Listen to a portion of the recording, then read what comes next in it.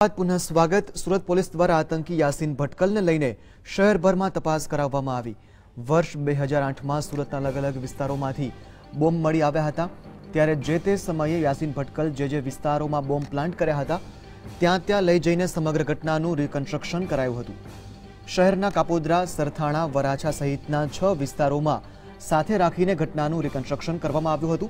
सूरत police द्वारा 2 दिवस अगाऊ Yasin भटकलનું medical checkup કરવામાં આવ્યું હતું, ત્યારે આજે ઘટનાનું રિકન્સ્ટ્રક્શન કર્યા બાદ યાસીનને ઉમરા પોલીસ મથકે લાવવામાં આવ્યો હતો।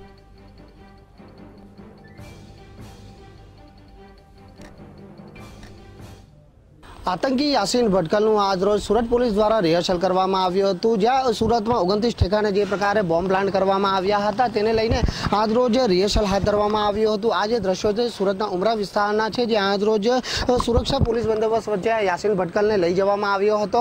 વાત છે સુરતના વરાછા, સરથાણા સહિતના જે વિસ્તારોમાં यासीन ભટકલ દ્વારા જે બોમ્બ પ્લાન્ટ કરવામાં આવ્યો હતો તે વિસ્તારના તમામ જગ્યાએ તેનું રિહર્सल હાથ ધરવામાં આવ્યું હતું। જે આ જે ગાડી જોઈ શકો છો, આ ગાડીની અંદર सुरक्षा कवच वच्चे यासीन भटकल ने लई जवामां आव्यो हतो।